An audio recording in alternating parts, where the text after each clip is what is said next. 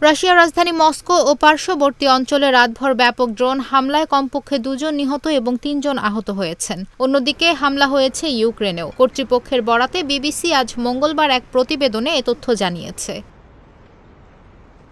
রাজধানীর ঠিক বাইরে ভিদনয় এবং ডোমোদেদোভো শহরে হতাহতের ঘটনা ঘটেছে। একটি আবাসিক ভবনের 7টি অ্যাপার্টমেন্ট ক্ষতিগ্রস্ত হয়েছে। মস্কোর মেয়র জানান, শহরের দিকে অগ্রসর হওয়া 73টি ড্রোন গুলি করে ভূপাতিত করা হয়েছে।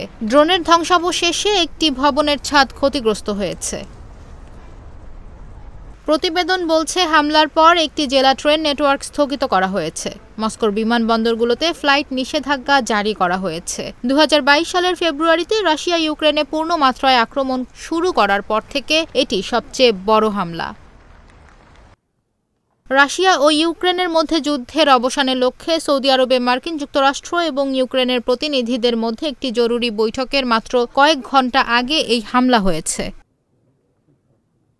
মস্কোর শেরেমেতিয়েভো, ডোমোদেদোভো এবং ভনুকোভো বিমানবন্দরে ফ্লাইট বিধিনিষেধ আরোপ করা হয়েছে। রাশিয়ার প্রতিরক্ষা মন্ত্রণালয় জানিয়েছে, মস্কো এবং রাশিয়ার 9টি অঞ্চলে রাতে 337টি ইউক্রেনীয় ড্রোন আটকানো হয়েছে অথবা ধ্বংস করা হয়েছে। তবে ইউক্রেন এই বিষয়ে কোনো মন্তব্য করেনি। এদিকে ইউক্রেনীয় কর্মকর্তারা রাজধানী কিয়েভ এবং আরও বেশ কয়েকটি অঞ্চলে রাশিয়ার ড্রোন হামলার খবর জানিয়েছে। এতে কোনো হতাহতের ঘটনা ঘটেছে কিনা তা তাৎক্ষণিকভাবে স্পষ্ট নয়।